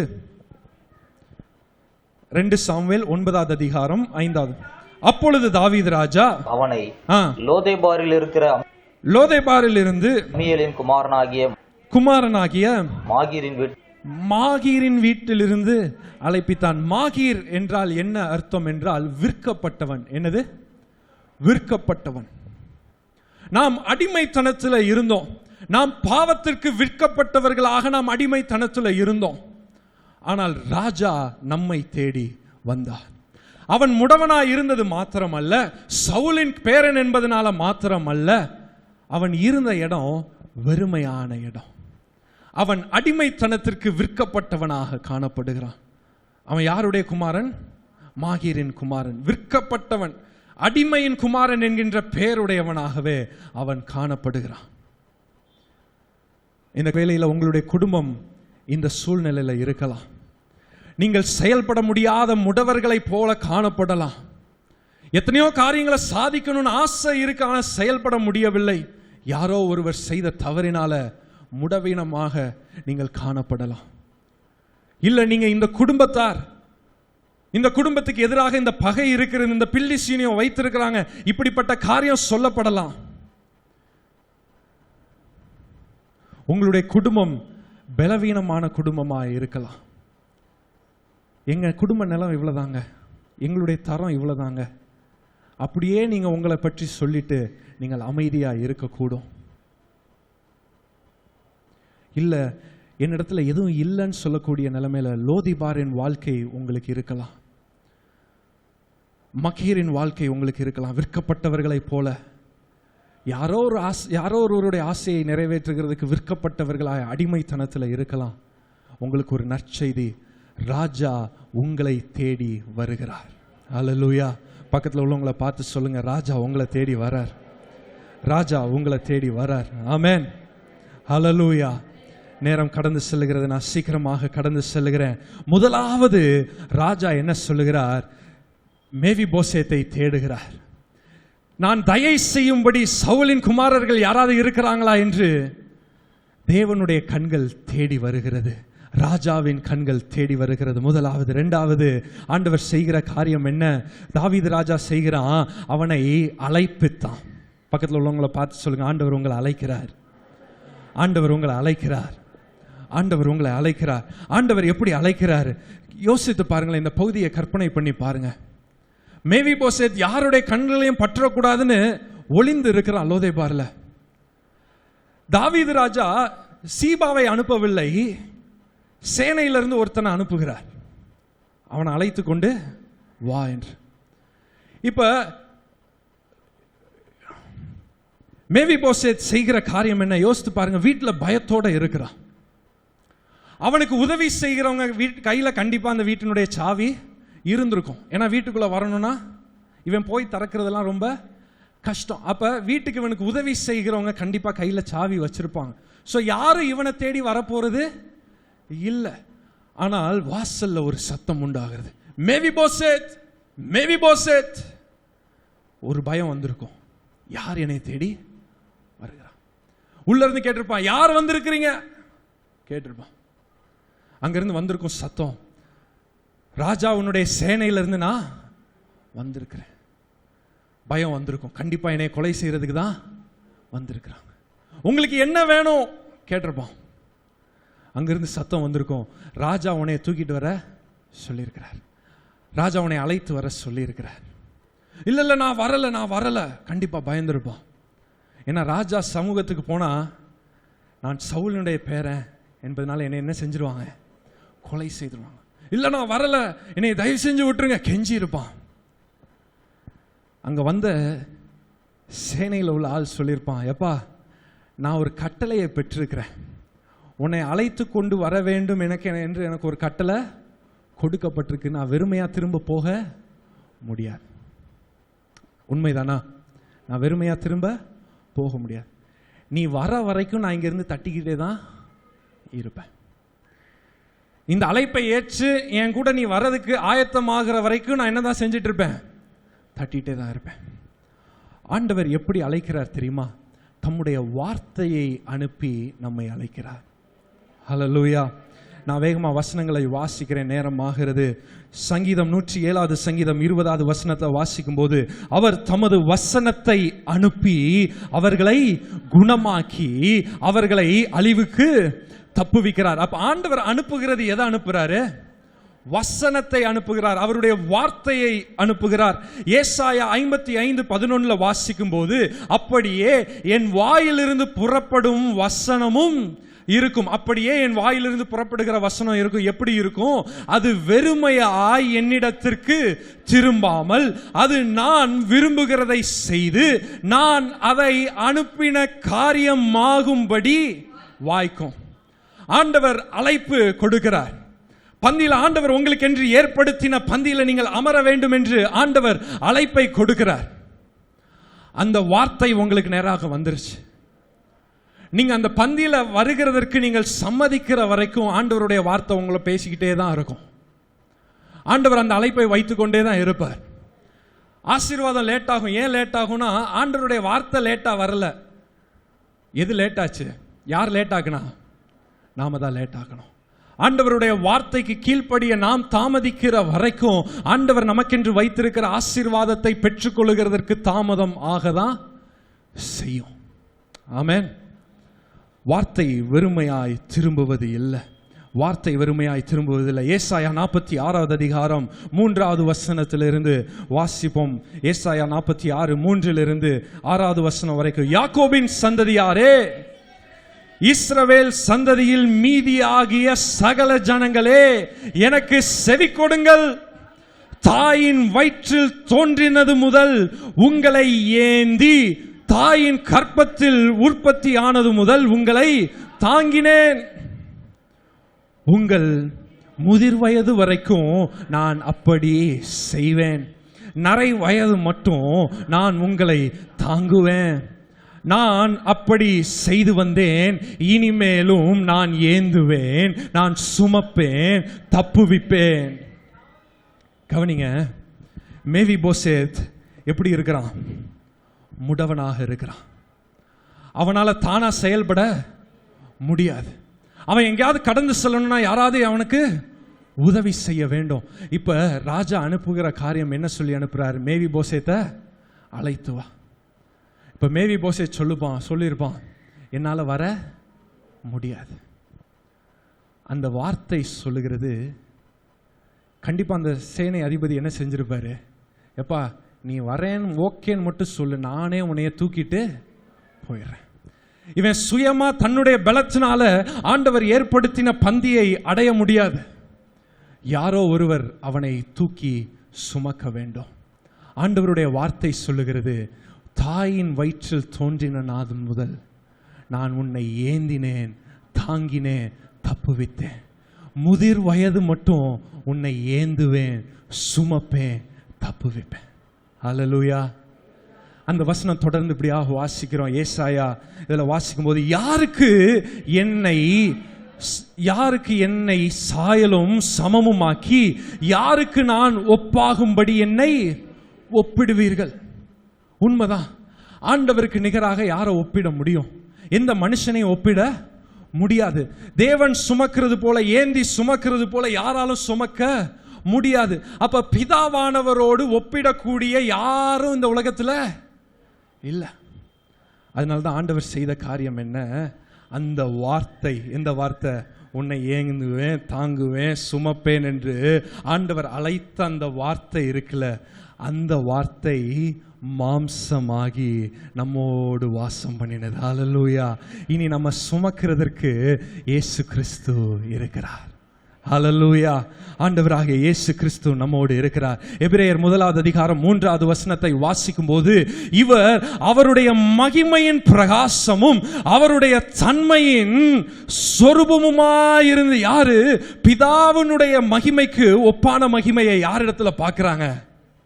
பிதா சொல்லிட்டார், எப்பா என் மகிமைக்கு யாரை நிகரா நீங்க வைக்க முடியும்? யாரையும் இருக்க முடியாது. அதனால தான் ஆண்டவர் தம்முடைய ஒரே பேரான குமாரனை, வார்த்தையாகிய தேவனை மாம்சமாய் இந்த பூமிக்கு அனுப்பி நம்மை தாங்கும்படியாக, சுமக்கும்படியாக, தப்புவிக்கும்படியாக ஆண்டவர் அழைத்தார். ஹல்லேலூயா.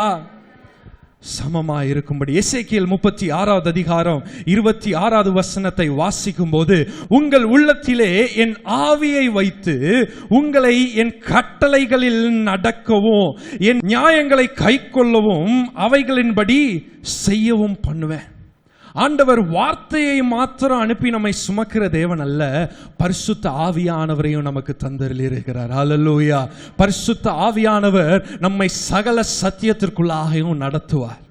ஹல்லேலூயா. இந்த கடைசி காலத்துல மிக முக்கியமான தேவை என்ன? ஆண்டவருடைய வார்த்தை தேவை. இரண்டாவது, பரிசுத்த ஆவியானவருடைய அபிஷேகம், அவருடைய வழி நடத்துதல், அவருடைய நிறைவு நம்மளுடைய வாழ்க்கைக்கு தேவை. இந்த இடத்துல இருந்து அந்த இடத்துக்கு போகணும்னா ரெண்டு காரியம் உதவி செய்யணும். கர்த்தருடைய வார்த்தை உதவி செய்யணும், பரிசுத்த ஆவியானவர் நமக்கு உதவி செய்ய வேண்டும். அந்த ரெண்டும் வரும்போது நம்மளை ரெண்டு பக்கமாக ஏந்தி சுமந்து தூக்கி நமக்கென்று வைக்கப்பட்டிருக்கிற மேஜையில ஆண்டவர் கொண்டு போய் நம்மளை அமர செய்கிறார். ஹல்லேலூயா. ஹல்லேலூயா. ஆண்டவர் நம்மை ஏந்தி சுமக்கிற தேவன் மாத்திரமல்ல. 6வது வசனத்தை 2 சாமுவேல் 9:6 சவுலின் குமாரனாகிய யோனத்தானின் மகள் மேவிபோசேத் தாவீதினிடத்தில் வந்தபோது, இப்ப தூக்கி கொண்டு வந்துட்டாங்க. யார் இடத்துல வந்தாச்சு?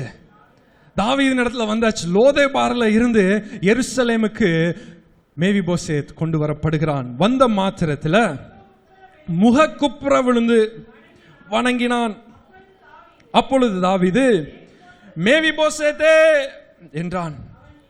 இதோ அடியேன் என்றான். இன்னும் அவனுக்கு அந்த பயம் போகவே இல்லை. ஏன்னா இதுவரைக்கும் ராஜா எதற்கு அழைத்தார் என்று அவனுக்கு தெரியவே இல்லை. ஆனால் விசுவாசத்தோடு ஒப்பு கொடுத்து தூக்கி கொண்டு வருகிறதற்கு தன்னை ஒப்பு கொடுத்து விட்டான்.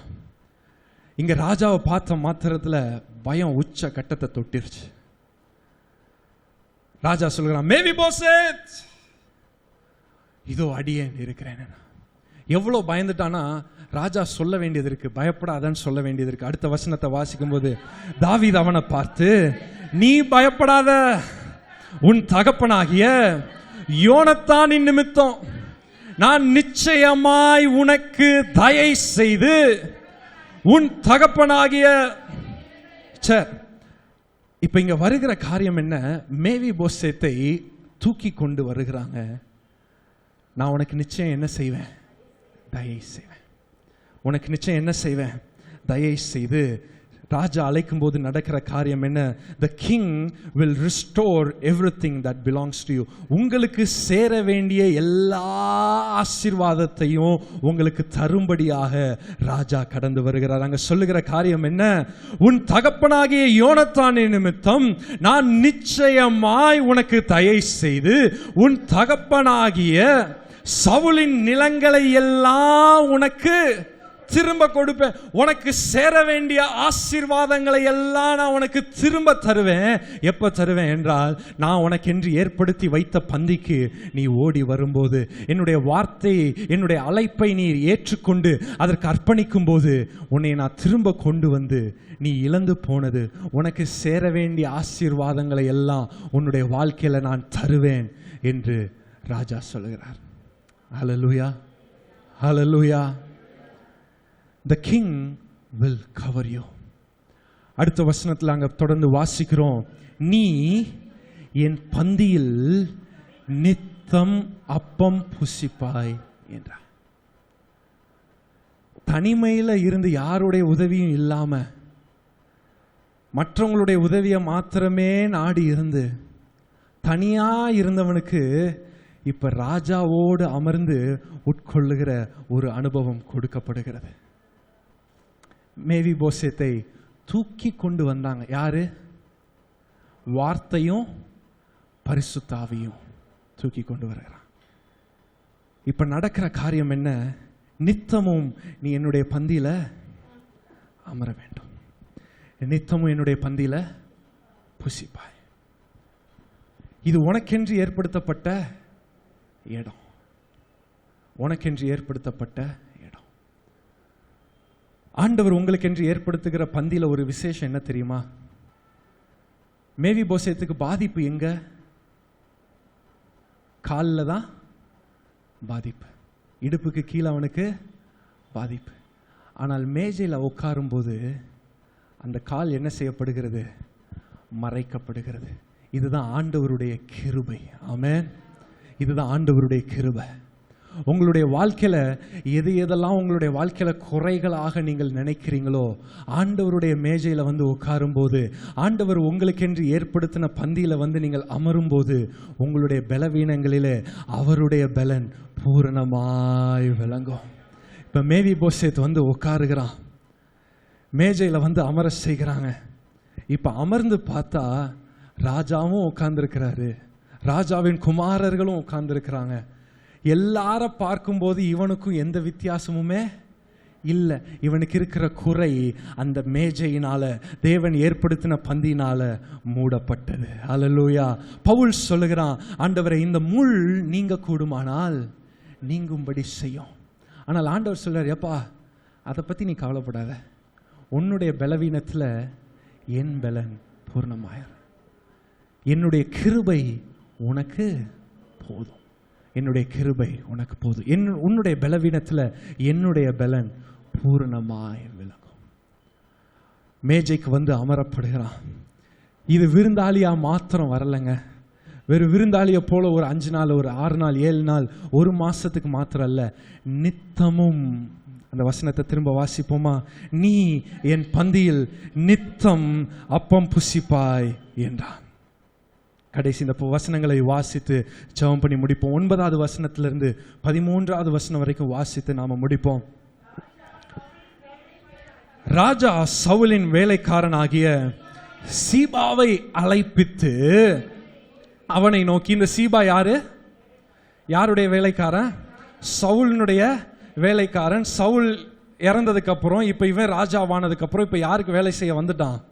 ராஜா தாவீது ராஜாவுக்கு வேலை செய்ய வந்துட்டான். இப்ப சவுலின் வேலைக்காரனாகிய சீபாவை அழைப்பித்து அவனை நோக்கி, சவுலுக்கும் அவன் வீட்டாருக்கும் இந்த யாவையும் உன் எஜமானுடைய குமாரனுக்கு கொடுத்தேன். ஆகையால் நீ உன் குமாரரையும் உன் வேலைக்காரரையும் கூட்டிக் கொண்டு உன் எஜமானுடைய குமாரன் புசிக்க அப்பம் உண்டாயிருக்கும்படி அந்த நிலத்தை பயிரிட்டு அதன் பலனை சேர்ப்பாயாக. உன் எஜமானுடைய குமாரன் மேவி போசேத் நித்தம் என் பந்தியிலே அப்பம் புசிப்பான் என்றார். இப்ப இவ்வளவு நாள் யாராவது எனக்கு உதவி செய்ய மாட்டாங்களான்னு ஏங்கிட்டு இருந்த மேவி போசேத்துக்கு ராஜா கொடுக்கிற கட்டளை என்ன? எப்பா சீபா போய் இனிமே அவன் தான் உன்னுடைய எஜமா, அவனுக்கு போய் என்ன செய்ய, வேலை செய்யப்பா. ராஜா உயர்த்தும் போது அப்படிதான் உயர்வு. இனிமே யாரையும் நாடி தேட தேவையில்லை. ஆண்டவரே சகல சகாயத்தையும் ஆண்டவர் தருகிறார். அல்லேலூயா. அங்க சொல்லுகிறான், உன் எஜமானுடைய குமாரன் மேவி போசேத் நித்தம் என் பந்தியிலே அப்பம் புசிப்பான் என்றார். சீபாவுக்கு 15 குமாரரும் 20. இப்ப அத்தனை பேரும் யாருக்கு வேலை செய்யணும்? மேவி போசேத்துக்கு வேலை செய்யணும். 11வது வசனம், சீபா ராஜாவை நோக்கி, ராஜாவாகிய என் ஆண்டவன் தமது அடியானுக்கு கட்டளையிட்டபடியெல்லாம் உமது அடியானாகிய நான் செய்வேன் என்றான். ராஜகுமாரரில் ஒருவனை போல மேவி போசேத் என் பந்தியில, யார போல? ராஜகுமாரரில் ஒருவனை போல மேவி போசேத் என் பந்தியிலே அசனம் பண்ணுவான் என்று ராஜா சொன்னார். 12வது வசனம், மேவி போசேத்துக்கு மிகா என்னும் பேருள்ள சிறுவனாகிய ஒரு குமாரன் இருந்தான். சீபாவின் வீட்டிலே குடியிருந்த யாவரும் மேவி போசேத்திற்கு வேலைக்காரராய் இருந்தார்கள். 13வது வசனம், மேவி போசேத் ராஜாவின் பந்தியில் நித்தம் அசனம் பண்ணுகிறவனாய் இருந்தபடியினால் எருசலேமிலே குடியிருந்தான். இன்னும் அவன் திரும்ப லோதேபாருக்கு போக வேண்டிய அவசியம் இல்லை. கொஞ்ச நாள் எருசலேமுக்கு வந்துட்டு திரும்ப லோதேபாருக்கு போகணும்னு அவசியம் இல்லை. அவன் நித்தமும் ராஜாவின் பந்தியில அமருகிறதற்கு தன்னை விட்டு கொடுத்ததுனால, அந்த அழைப்பை ஏற்றுக்கொண்டதுனால, இனிமே அவன் எப்பவுமே எங்க தான் அமருவான்? எருசலேமிலே அமர்ந்திருப்பான். திரும்ப போக அவசியம் இல்லை. இப்ப முடிக்கும் போது இப்படியாக முடிக்கிறது. அவனுக்கு 2 கால்களும். ஆரம்பிக்கும் போது சொல்லப்பட்ட தொனி வேற, முடிக்கும் போது சொல்லப்பட்ட தொனி. ஆரம்பத்தில் பரிதாபமா சொல்லப்பட்ட ஒரு தொனி, ஆனா இங்க முடியும் போது அவன் 2 கால்களும் முடவனா இருந்தாங்க. ஆனா எங்க உட்கார்ந்துருக்கிறான்? ராஜா அவனுடைய வீட்டில் உட்கார்ந்துருக்கிறான். ராஜா அவனுடைய வீட்டில் உட்கார்ந்துருக்கிறான். சங்கீதம் 23:5 திரும்ப ஒரு விசை வாசித்து நாம் ஜெபிப்போம். என் சத்துருக்களுக்கு முன்பாக நீர் எனக்கு ஒரு பந்தியை ஆயத்தப்படுத்தி என் தலையை எண்ணெயால் அபிஷேகம் பண்ணுகிறீர். என் பாத்திரம் நிரம்பி வழிகிறது. என் ஜீவனுள்ள நாளெல்லாம் நன்மையும் கிருபையும் என்ன தொடரும். நான் தேடி போக தேவையில்லை. நன்மையும் கிருபையும் என்னை தொடரும். நான் செய்ய போற காரியம் என்ன? நான் கர்த்தருடைய வீட்டிலே நீடித்த நாட்களாய் நிலைத்திருப்பேன். நான் ராஜாவினுடைய வீட்டிலே நீடித்த நாட்களாய் நிலைத்திருப்பேன். கரங்களை உயர்த்தி சொல்லுமா.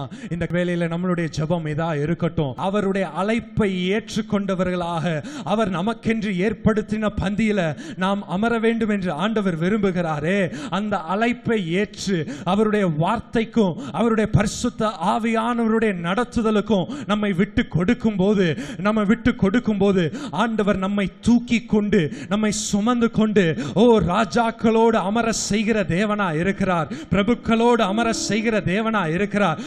ராஜாக்களோடு பிரபுக்களோடு அமர செய்து நம்மை அழகு பார்க்கிற தேவனை நாம் ஆராதித்துக் கொண்டு இருக்கிறோம். இது நம்மளுடைய திறமையினால அல்ல, நம்மளுடைய சாமர்த்தியத்தினால அல்ல, நம்மளுடைய செல்வாக்கினால அல்ல. ராஜாவின் கண்களிலே தயை கிடைத்தது. ராஜாவின் கண்களிலே தயை கிடைத்தது. யூத ராஜ சிங்கம், அவர் உங்களை நோக்கி பார்த்திருக்கிறார். நாம் அவரை தேடி போகவில்லை, நாம் அவரை தெரிந்து கொள்ளவில்லை. அவர் நம்மை தேடி வந்தார். அவர் நம்மை தேடி வந்தார். அவர் நம்மை தெரிந்து கொண்டார். அவருடைய பரிசுத்த ஜாதியாக, அவருடைய சொந்த ஜனமாக ஆண்டவர் உங்களையும் என்னையும் தெரிந்து கொண்டார். அந்த அழைப்பு இருக்கே, அது ஒரு விசேஷித்தமான அழைப்பு. அது ஒரு விசேஷித்த அழைப்பு. ராஜாவோடு அமர செய்கிற அழைப்பு. அந்த அழைப்பு ராஜாவோடு அமர செய்கிற அழைப்பு. அந்த அழைப்புக்கு விட்டு கொடுங்க. ஹல்லேலூயா. எழுந்து நின்று விடுதலையோடு, முழு சரீரத்தோடு, முழு பலத்தோடு ஆண்டவரை நோக்கி சொல்லுங்க. ஆண்டவரே, அந்த அழைப்பை நான் ஏற்றுக்கொள்ளுகிறேன். அவ்வளவுதானா? ஆர்ப்பரிப்பே இல்லையா? ஆர்ப்பரிப்பே அல்லையா? ராமாலா ஷேகானாதா ராமஹத ரபோ ஷேராதா ரீகே ராமானி ஆன்சரபா. இது சாதாரணமான அழைப்பு அல்ல. மூடவனை போல இருந்த நம்மை ஆண்டவர் தூக்கி கொண்டு வந்து ராஜாக்களோடு அமர செய்திருக்கிறாரே, அது ஒரு விசேஷித்த அழைப்பு. Rabala Shera Rabala di Antaraba, O Rema Maharama Shekarama, Rima Maharabo Shera Radi Antaraba, O Rima Mahara Shekalari Antaraba. Hallelujah, hallelujah. It's a divine calling, it's a special invitation. Oh, ஆண்டவருடைய பந்தியில அமர செய்கிறது ஒரு விசேஷித்த அழைப்பு.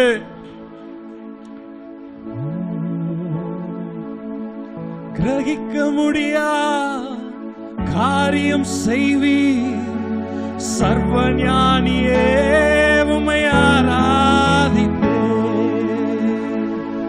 இந்த அழைப்பை எங்களால புரிஞ்சு கொள்ளவே முடியலப்பா.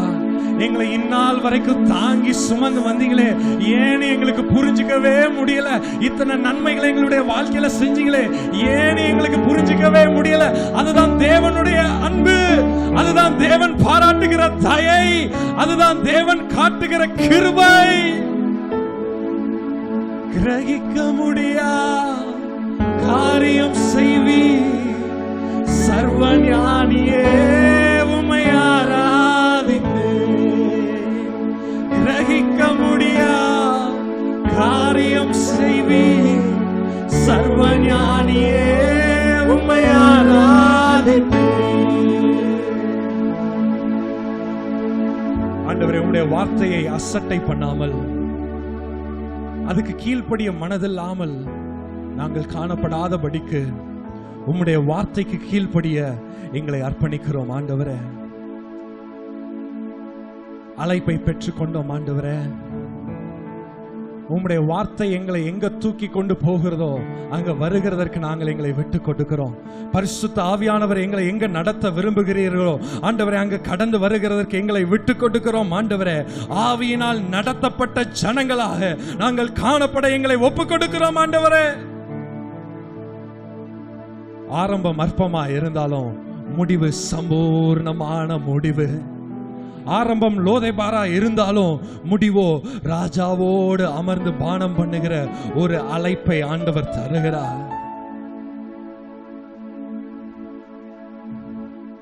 பரிசுத்த பிதாவே, இந்த வார்த்தைக்கு கீழ்ப்படிந்த உம்முடைய பிள்ளைகளை ராஜாக்களோடு அமர செய்து அழகு பார்க்கும்படியாக உம்மிடத்துல ஒரு விஷயம் கூட நாங்க கேட்கிறோம் ஆண்டவரே. இதை நாங்க கேட்டுதான் நீங்க செய்வீங்கன்னு கிடையாது, நாங்க கீழ்ப்படியும் போது நீர் அதை நிச்சயம் செய்து முடிப்பீர் ஆண்டவரே. அதனால நாங்க கேட்கிறத நிறுத்தி விட்டு நாங்க கீழ்ப்படுகிறதுக்கு நாங்க பிரயாசப்படுகிறோம். கீழ்ப்படுகிறதற்கு எங்களை ஒப்பு கொடுக்கிறோம் ஆண்டவரே.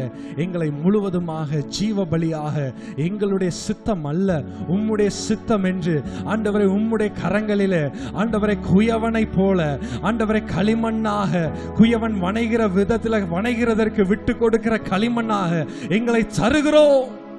எங்களை வணைந்தருளும்.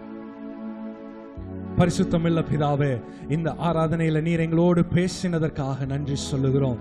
நீர் எங்கள் சத்துருக்களுக்கு முன்பாக ஒரு பந்தியை ஏற்படுத்தி எங்களுடைய தலையை எண்ணெயால் அபிஷேகம் பண்ணி எங்களுடைய பாத்திரம் நிரம்பி வழியத்தக்கதாக எங்களை நிரப்பினீரே, அதற்காக நன்றி சொல்லுகிறோம் ஆண்டவரே. இங்க வந்திருக்கிற ஒவ்வொருவருடைய வாழ்க்கையிலும் ஆண்டவரே, அவர்கள் மற்றவர்களை சார்ந்து இருக்கிற நிலையோ ஆண்டவரை தள்ளப்பட்ட வெறுமையான நிலைகளை ஆண்டவரை நீர் மாற்றி போட வேண்டும் என்று நாங்கள் ஜெபிக்கிறோம். எல்லாம் செய்ய வல்லமை உள்ள தேவனுடைய கரத்தில் எங்களை தாழ்த்தி ஒப்புக் கொடுக்கிறோம். இயேசுவின் நாமத்தில் பிதாவே, ஆமென், ஆமென்.